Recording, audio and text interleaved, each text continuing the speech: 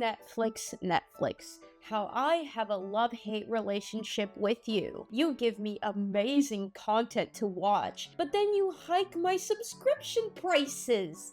Well, at least they are using my money to make cool projects, only for them to cancel them for more shittier ones most of the time. Let's see what they funded this time. Holy cow, this is their most expensive movie, and the movie is 2 hours? Wow, this better not waste my time.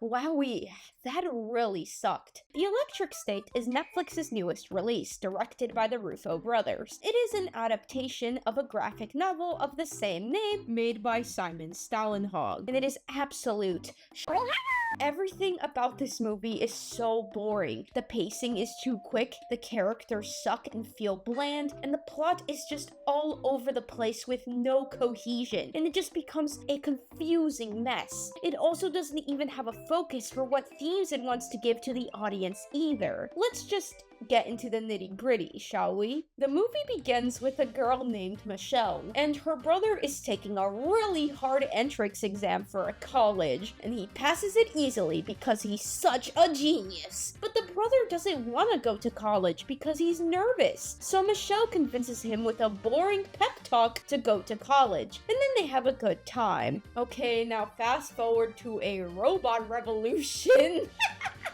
By the way, that is not me summarizing to rush things through. The movie's pacing is actually so bad that it didn't use its first act to introduce us to the main characters of this movie, dude. So you just get this insane whiplash when this is introduced because it's completely out of nowhere. But yeah, you know the cliche already. The robots worked for the humans for a long time and did the jobs that they were meant to do, but then they got tired and wanted to have lives of their own, so they start a robot equality movement led by Mr. Peanut from the Peanut Planters. No, I am not kidding. This is not a sentence I would have thought to have uttered in my life, but here we are. By the way, I find it funny that the character leading this movement is like the most corporate character ever made, but I digress. Anyways, this movement leads to a full-on war that not Steve Jobs, Ethan Skate and his evil corporation Center come up with a technological solution called the Neurocasters. This technology allows people to control robots through a headset that look kinda goofy, but that doesn't matter because it helps them win the war against the robots. Once the humans win, they sign a peace treaty with the robots and force them to be banished to an exclusion zone in the southwest of America. A peace treaty signed by Mr. Peanut. Oh my god. Are we dead ass right now? Skate then makes the Neurocaster for a consumer market, where the average person can now control a bunch of robots at whatever place they choose to be. Fast forward to 1994. Oh yeah, before we continue, I forgot to mention that yes, this movie takes place in an alternative 1990s where technological advances came much quicker. But as you will see later, this movie decides to use that setting to its own detriment.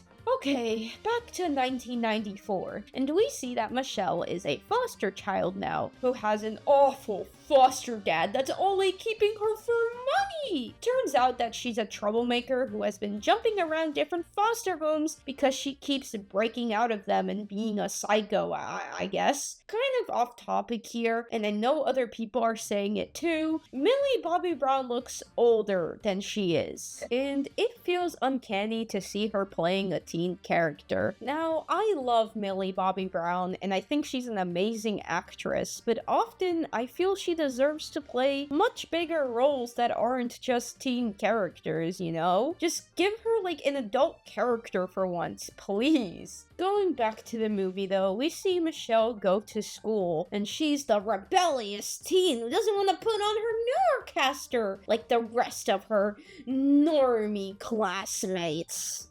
Hey, she said put on your caster. Oh, sorry, I have a condition where I can only live in reality. Sucks, but you go right ahead. By the way, we never find out why Michelle hates technology so much in the beginning. Sure, I understand why she hates it in the ending, but why doesn't she like it in the first place? It's not like her family died in the robot war, they all just died in a car crash. Why establish this if these writers are not even going to give her a solid reason? This just makes no sense! The graphic novel did this better, but we're going to get into that later. So she goes home and, oh no! A robot breaks into her house? And the robot looks like that cartoon that her dead brother loved! This is where we find out that Michelle's brother is still alive somewhere. But uh-oh, the evil foster dad is here to report on the robot! But before he can call the cops, Michelle knocks him out, and she and the robot drive away. Then we find out that her brother's body is trapped in the exclusion zone because the Ke Huy Quan doctor put him there. The same doctor who lied to her about Chris dying. By the way, this shot is so goofy. Why does it slide his face like that? Why does he look so weird? What makes this 10 times funnier is that this is supposed to be a very emotional scene. But genuinely, I could give two. The movie did not give us time to properly introduce us to Chris and Michelle, so why do I even care? You're probably wondering why the doctor took away Chris. Don't worry, we will get into that much later. This is going to get quite insane. Okay, so Michelle and Chris have a way to the exclusion zone because her foster dad bought from a black market guy who got stuff from there for him. So they use that P.O. box to find him. Anyways, one boring montage traveling scene later, our leads stop at a gas station. But Chris feels bad for this guy getting basically high on a neurocaster. Oh no! Oh my god, this looks like one of those Facebook memes about technology your very deep friend sends you. Ah yes, I'm getting high on my Oculus Quest and escaping through the metaverse. Is this the future Mark Zuckerberg wants? This is where we get introduced to Chris Pratt. By the way, as you have noticed, I have called these characters the name of the actors they are played by because I forgot almost all of their names because they genuinely are just that forgettable, especially since the movie never gives us time to properly know them. But anyways, he has this silly comic relief robot friend. There really isn't much to this character. He's genuinely just there to be a comedic relief,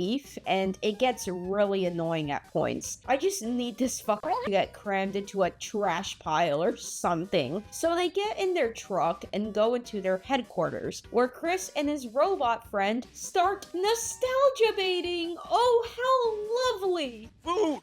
What do you mean you got no food, man? I just carried a crate of food in. Go eat that. No, those are antiques. I can't. What are you talking about? There's Agnuts. Everybody likes I'm Agnuts. not eating the freaking Masters of the Universe tie-in Zagnuts in the original packaging. Hey guys, do you remember Cabbage Patch Kids? Or Sag Nuts? Or how about G.I. Joe? Whoa, remember that? This is exactly what I meant when I said that the movie is going to use its setting to its detriment. This gets worse from here on out, with the movie constantly using 90s music and whatever, so oh my god. Let's just continue. Chris Pratt catches the duo and tries to convince them not to go down the X. But oh no, the Giancarlo Esposito robot followed them to the quarters. This movie is not real. I swear, this movie is not real. Oh yeah, I forgot to mention, so there's this stupid side plot with Giancarlo Esposito chasing down Chris and Michelle to like arrest them. The reason why is because he was known as the robot butcher during the robot war. That's really all you need to know. There isn't much to his character. So one boring battle scene later, and then our characters have to sneak by the big bad robots who kill other robots for parts, called scavengers. Trust me, this will be important to know for later. And then one boring arguing scene later, and our leads are now on their way to find this doctor, only for us to get an apparent emotional scene where Chris and Michelle talk with each other about their lives. While watching the movie, I fucking spaced out in this scene because it just feels that unimportant. Actually, no, I spaced out throughout the entire movie. This movie is so bland. Oh my god. God. You know what? Another thing I want to add is that this scene is so awkward too. You can just tell that the writers were struggling to give Michelle and Chris Pratt any sort of dynamic or development for their friendship? Is it a friendship or mentorship? What the fuck is this relationship? Oh my god. And since it's so confusing, it's so hard to get invested because the writers have given me no reason to get invested. So what's the point? This happens throughout the entire movie, by the way. This just doesn't end. It doesn't end! After this, we go back to Giancarlo getting recruited by the evil businessman to hunt down this robot because he needs Chris to power up the fucking neurocasters? What the fuck, dude? Okay, now time to explain why her brother is so important. The reason why he was taken away was because the humans were losing to the robots until the doctor saw how powerful his brain was. So powerful, in fact, that his brain can power up entire servers. But you see, Chris's consciousness escaped his body and transferred to the robot. And if his consciousness is not there, well, the neurocasters will continue failing, and people won't be able to hop on Rec Room paintball or whatever. I don't know. So he needs him back as soon as possible, as if this movie needed to get even more outrageous. Our leads then stumble upon a mall, only for them to get captured by some robots. We find out that the mall became this safe haven for good robots, so they aren't killed by the bad, evil scavenger robots, so they have to be very careful. This is where we meet Mr. Peanut. Oh my god, he's back! You know, as you can see, the movie is consistently trying to criticize corporations, so this is just... Okay, you know what? Let's save that for later, okay? Not now. Not now. But anyway, Mr. Peanut tells Michelle that he had to kick out the doctor for him not to break the treaty because the treaty does not allow humans in the exclusion zone. And then Chris Pratt is like, why would you leave us humans to die out there? And then he starts going on about f***ing robot civil rights? No, I'm not kidding. Right, I did. I signed that peace treaty because it recognized robots as a people. I don't guess you'd know what it's like to have your very right to exist depend on a piece of paper.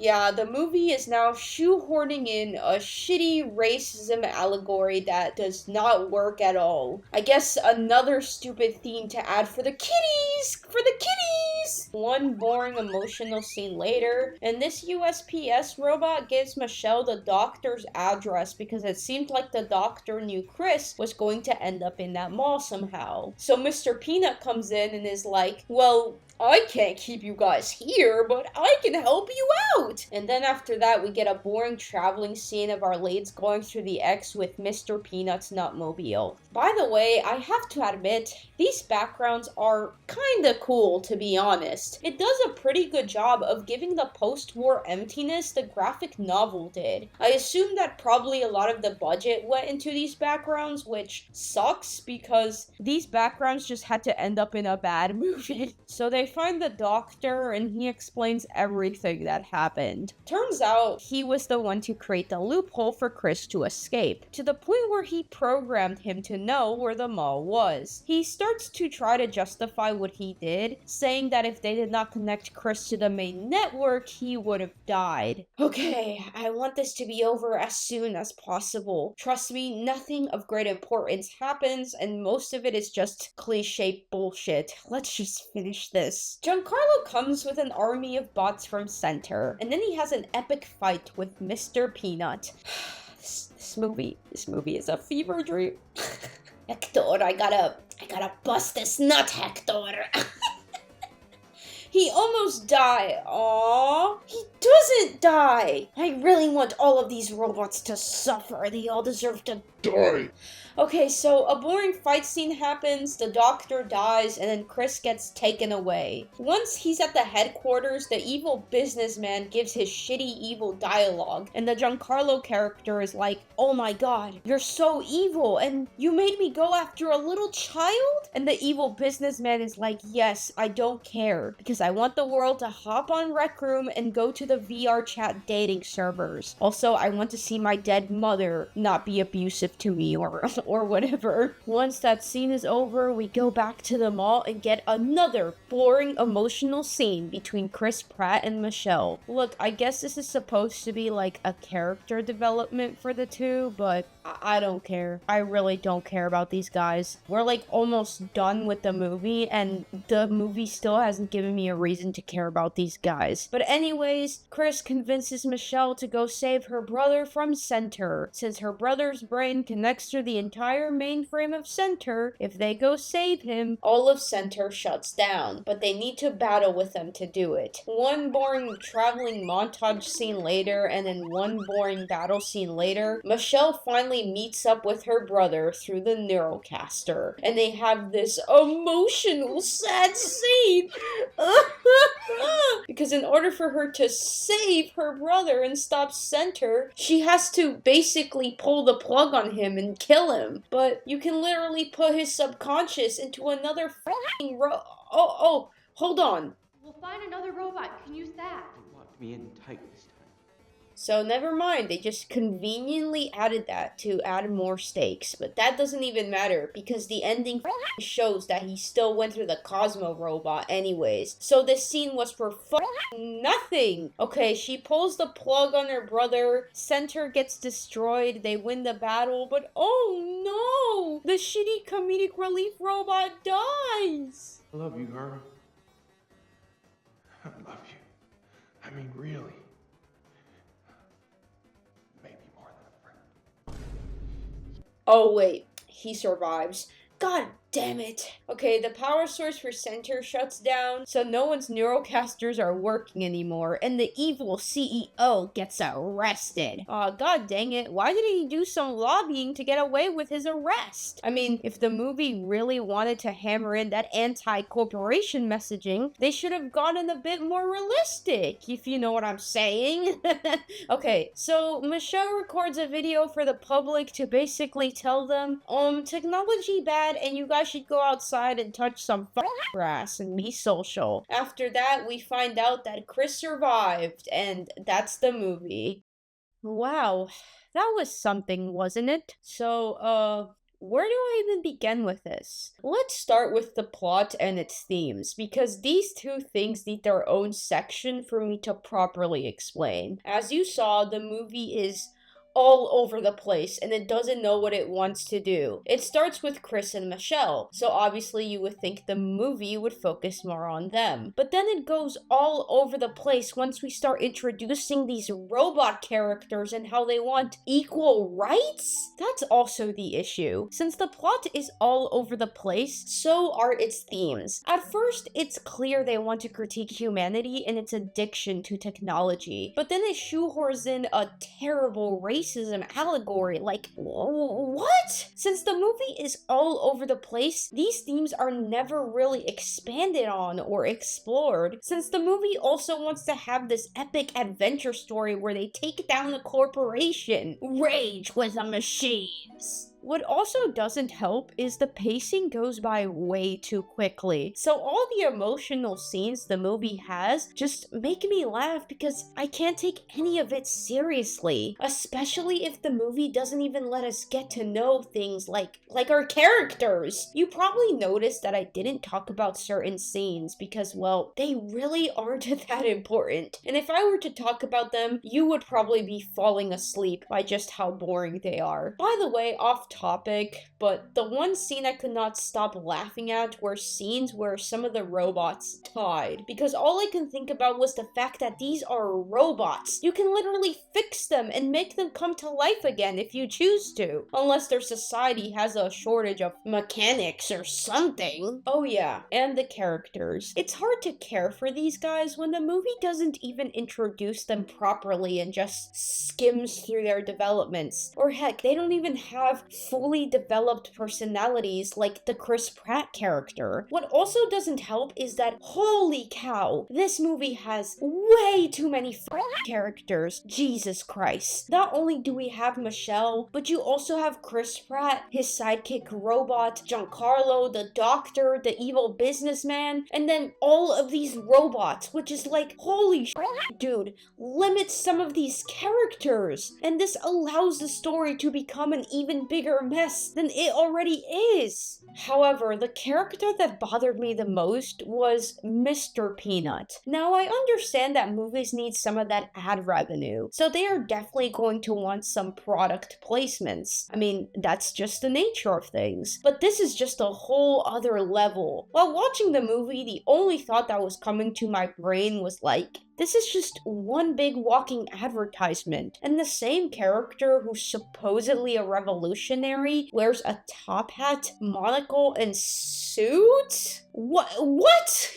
And you know what? This is exactly why I could not take its themes of corporatism seriously. I mean, yeah, it was obviously going to be watered down a lot, but when you have an incredibly corporate mascot in your movie that's supposed to be against big corporations, I'm not going to take you very seriously. Come on now. This also goes back to my point about its use of its 1990s setting. Look, if you're going to have a movie set in a certain time period, I understand you're going to have mentions of things that existed in that time, but here it's so obvious they are doing it for nostalgia bait. I did already talk about Chris Pratt's constant mentioning of 90s things, but I didn't talk much about the fact that this movie puts so much 90s music in the background that it's like, dude, we get it. It takes place in the 90s. We don't need a reminder anymore.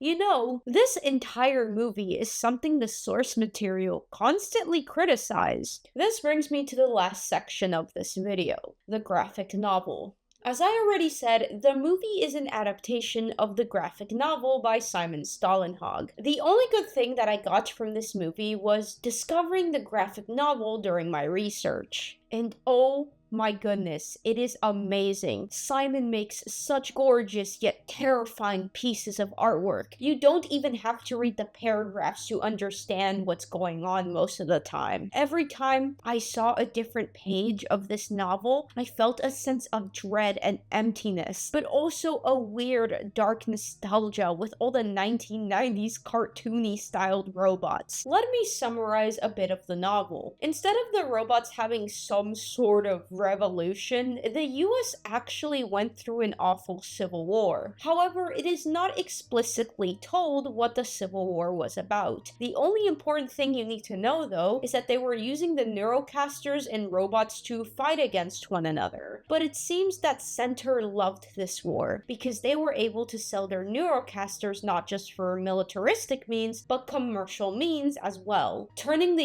US into this capitalistic wasteland where everything is in ruin and people are becoming literal zombies from how addicted they are to these Neurocasters, to the point where they are becoming rotting corpses. My favorite part of the Electric State, though, has to be Michelle's story. In this version, Michelle is still looking for her brother, but it's because he was taken away from CPS once their mom died. Oh, and they give an actual good reason for why Michelle hates the Neurocasters in this story. In the novel, she can't use a Neurocaster because she has an eye condition. However, throughout the story, we come to learn why she actually hates technology so much. It's not like her movie counterpart who just hates Neurocasters because, oh my god, she's rebellious! No. She genuinely sees technology ruin the lives of people that she loves around her. And instead of Simon doing surface level writing for why humanity is addicted to tech, he genuinely writes good reasons on why people want to escape through the Neurocasters in the first place. It could be trauma, grief, or hopelessness in the state of the world. And these themes are tackled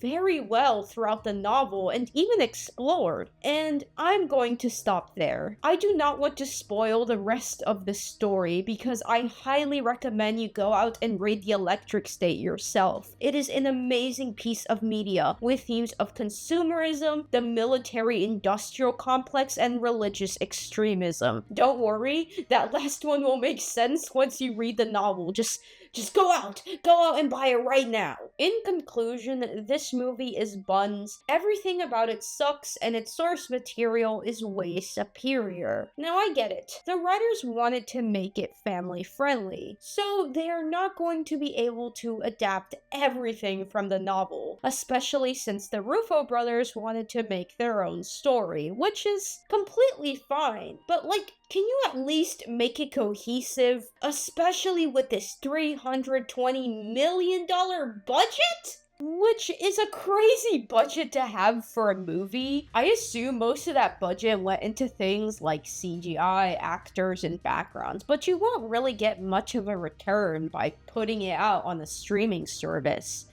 Is this a money laundering scheme? Well, I mean, that's not really out of the realm of possibilities. It sucks because imagine all the cool content Netflix canceled for this garbage. But I guess we can't all have good things in life. Thanks for watching this video. I hope you enjoyed it. Be sure to like and subscribe and tell me what you guys think of this movie and its novel in the comments below. Anyways, I'm gonna go hop on Rec Room. See you guys. Bye bye.